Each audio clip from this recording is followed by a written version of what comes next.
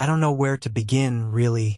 Maybe in the kitchen years later, when Marlene stood across from me with that smug little smile on her face. But no, that would be too easy. If I start there, you won't understand why it cut so deep, why her words felt like knives. So let me take you back. Back before she ever entered our lives, when it was just me, Dad, and the ghost of Mom. My mom passed away when I was 16. Cancer. It's always cancer, isn't it? The kind of story you hear about other families and think, God, how do they survive that? Then one day it's you.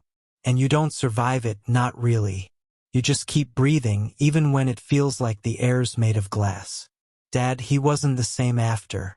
I mean, none of us were. He stopped cooking, stopped laughing.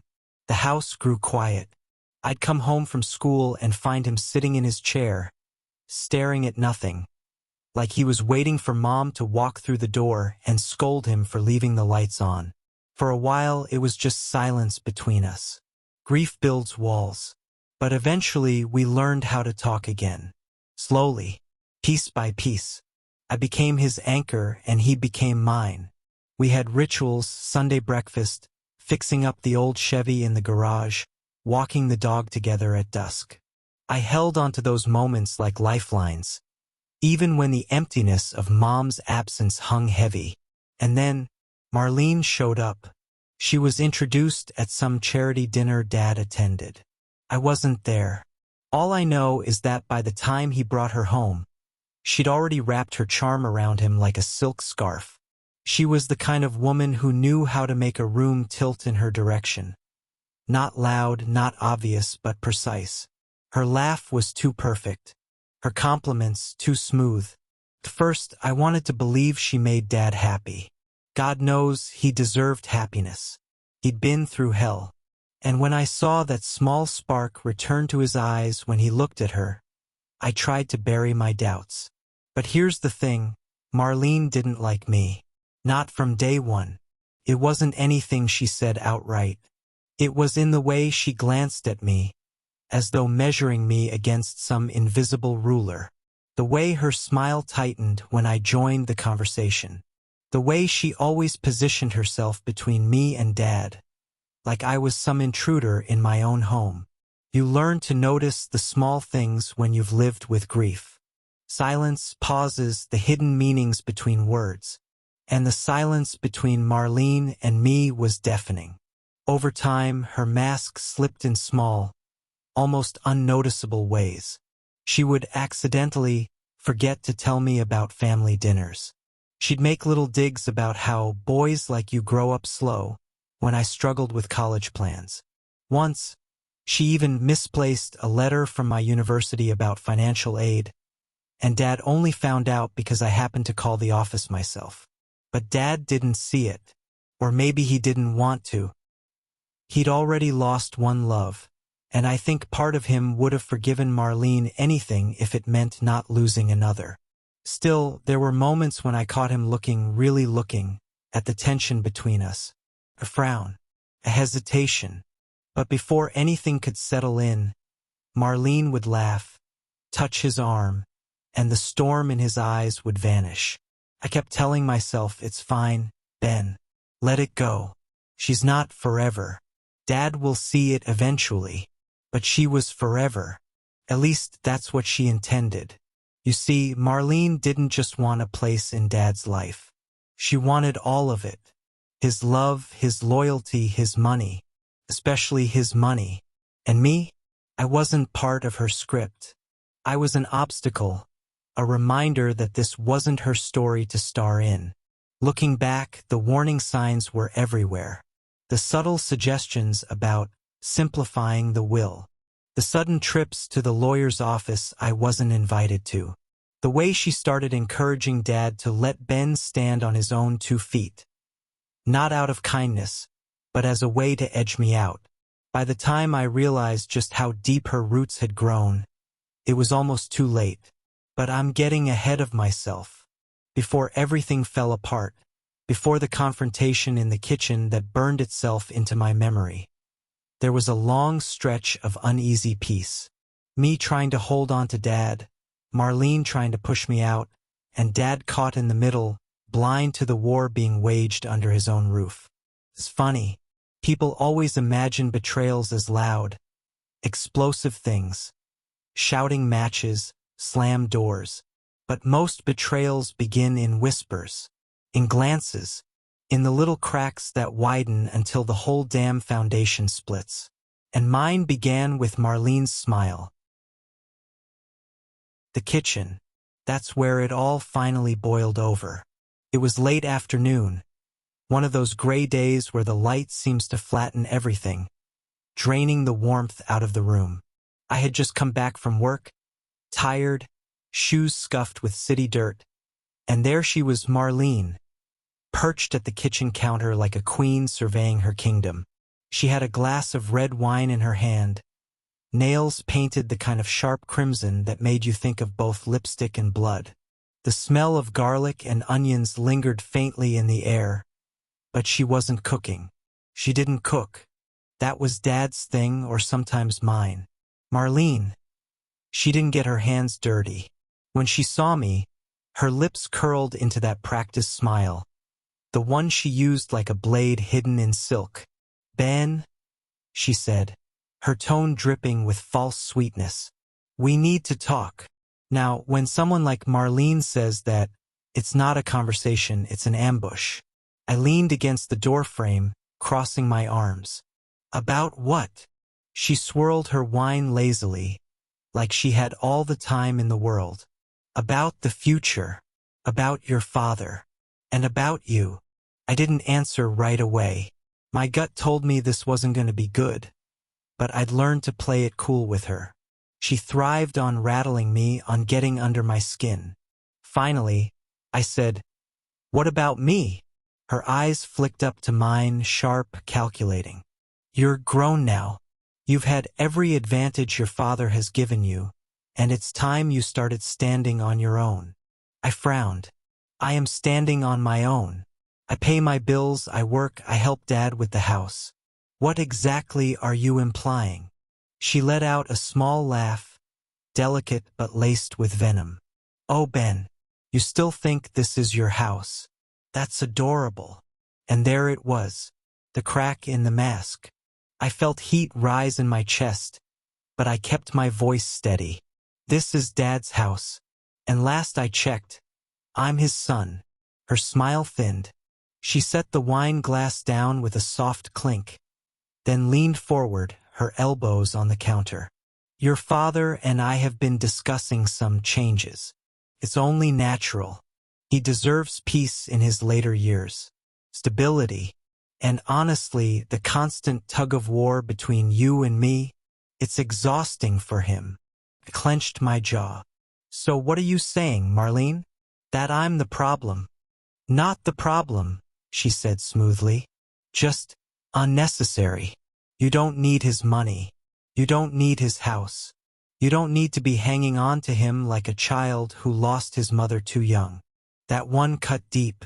She knew exactly where to aim. I took a step forward, the weight of her words pressing against my chest.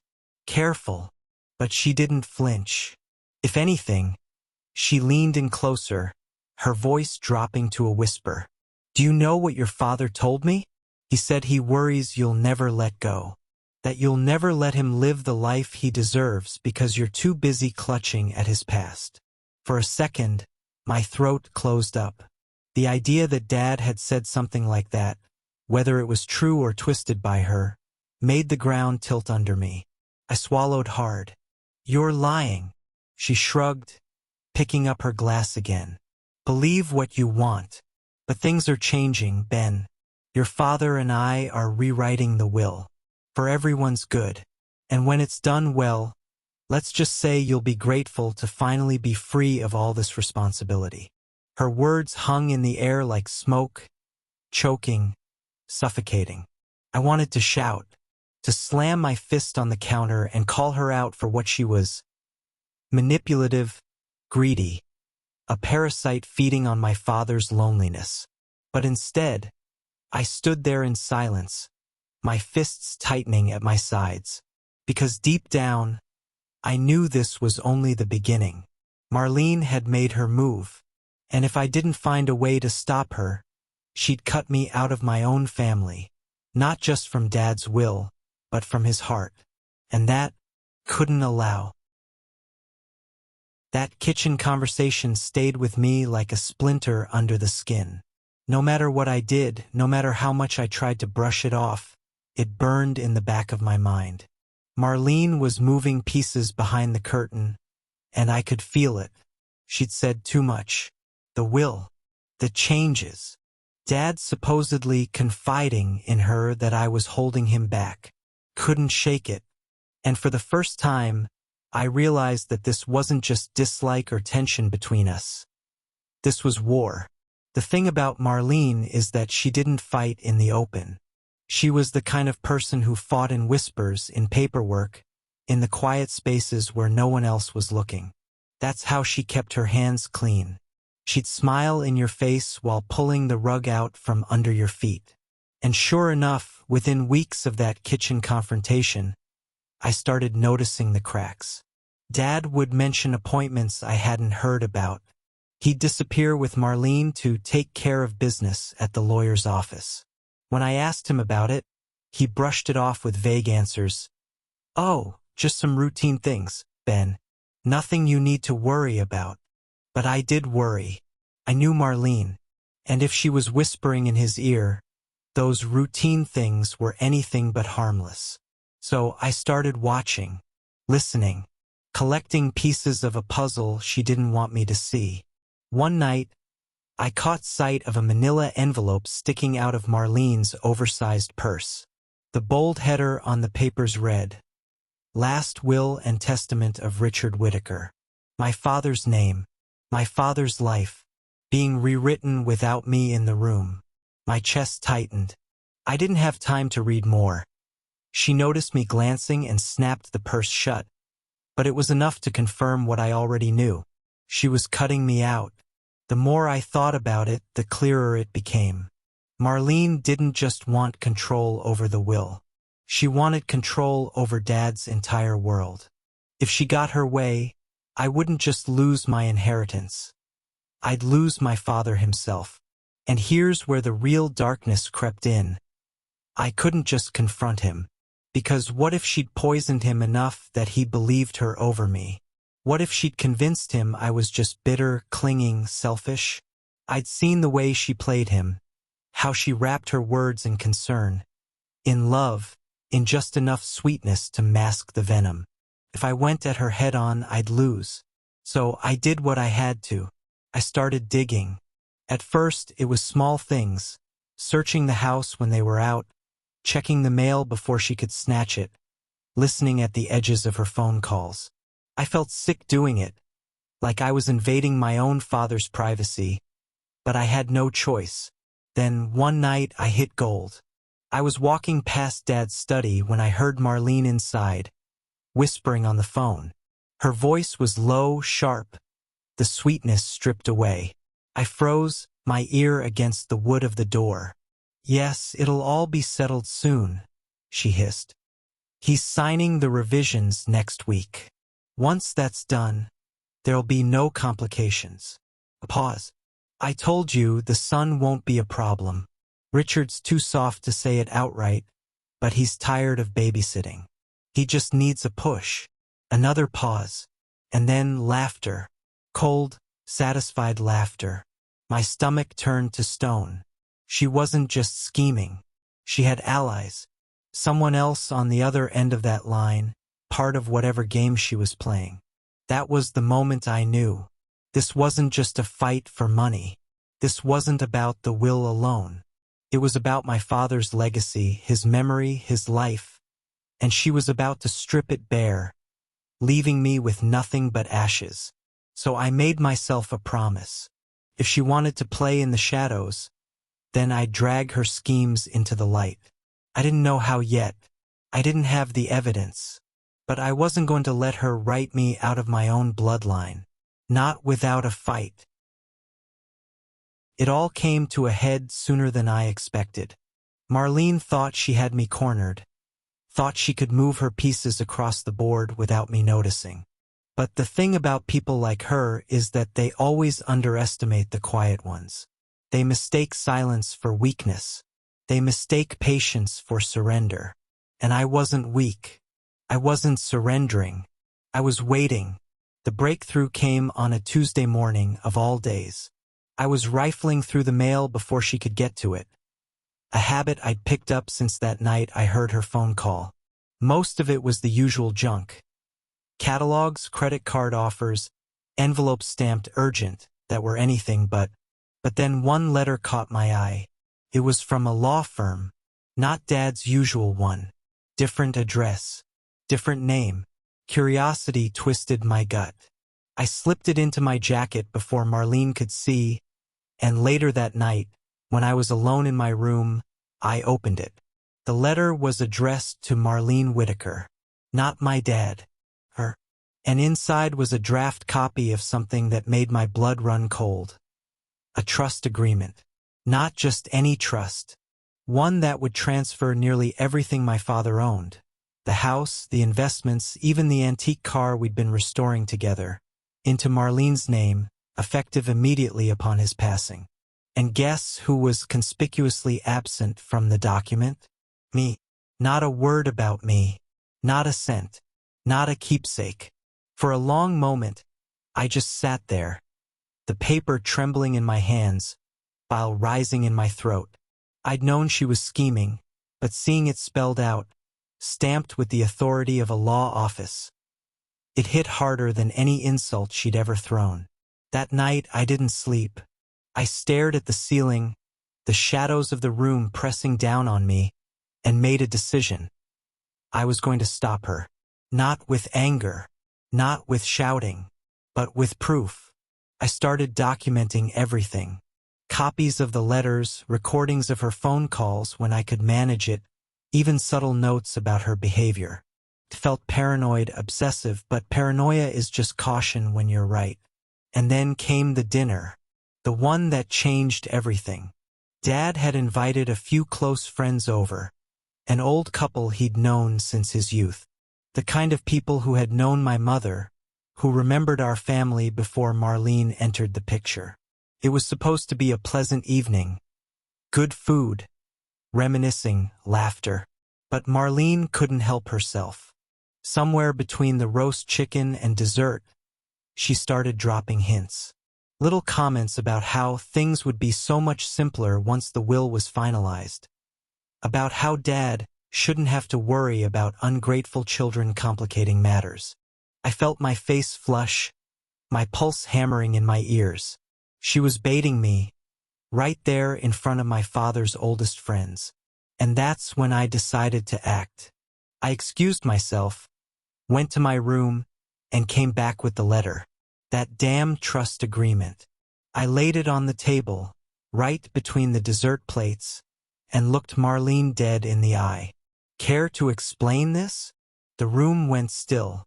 My father frowned, confused. Marlene's eyes widened, just for a second, before she recovered with that rehearsed laugh. "Oh, Ben, really?" she said, her tone light, dismissive. "You've misunderstood. That's just a draft. Something the lawyer sent by mistake."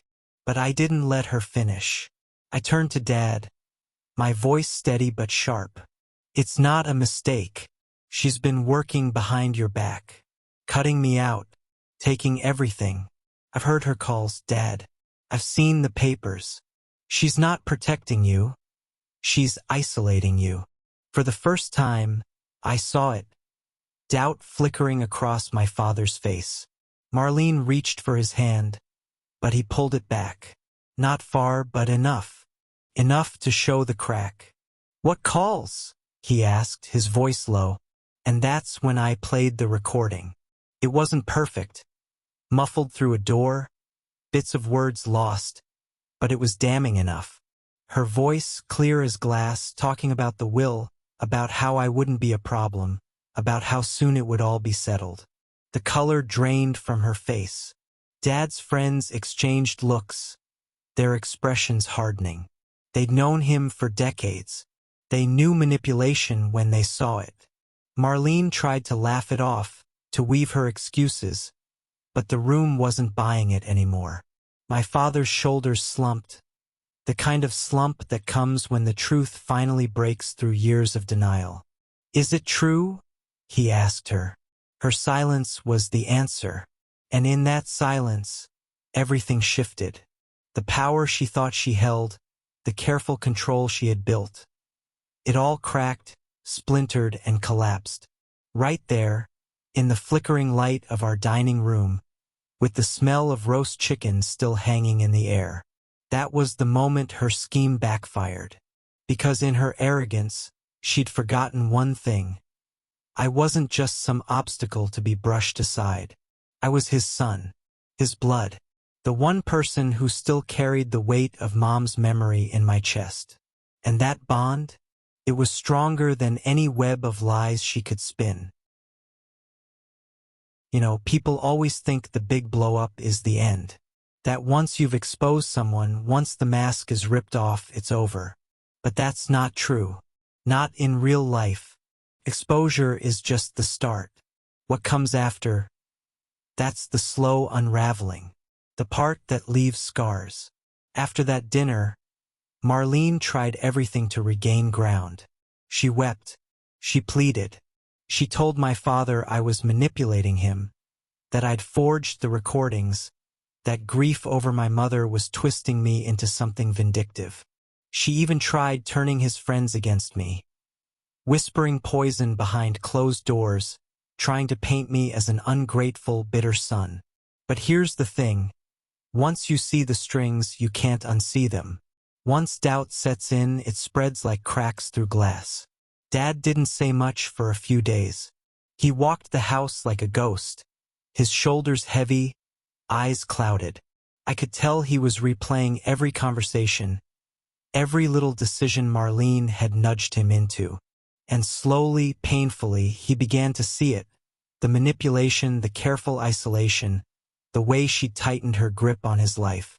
The first real break came when he visited his lawyer without her. That alone told me everything.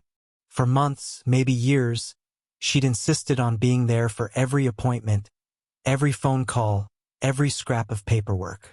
And suddenly, she wasn't. He came back quiet, but there was steel in his eyes I hadn't seen in a long time. That night, after she'd gone upstairs, he sat me down in the living room. "Ben," he said, voice rough, "I should have listened sooner." And that was it. No long apology. No grand speech. Just those words. But they were enough. Marlene must have felt the shift, because she turned desperate. Angry. Doors slammed more often. Dinners turned into battlegrounds. She accused me of brainwashing him, of wanting to see her homeless, destitute, unloved. And then, she made her final mistake. She tried to force his hand. She cornered him in the kitchen one evening. I only caught part of it, standing in the hall, her voice sharp, demanding, "You're signing it, George. You owe me that much after everything I've given up for you." And Dad, bless him, finally stood tall. "I don't owe you my son's future." The next morning, she was gone. Bags packed, fury in her eyes, slamming the door so hard the walls rattled.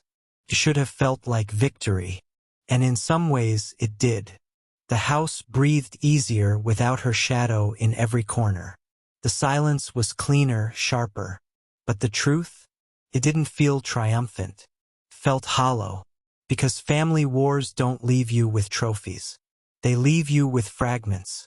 My father had been deceived, manipulated, almost stripped of everything he'd built. I'd spent months carrying anger like a stone in my chest. And when it all ended, all that remained was exhaustion. We never spoke of Marlene much after that. Dad rewrote his will, this time sitting beside me as the lawyer made every note. He even left me Mom's wedding ring, tucked in a small box with my name on it. That gesture alone, it broke me a little, but I could still see the guilt in his eyes, even years later. Guilt for letting her in. Guilt for almost losing me to her schemes.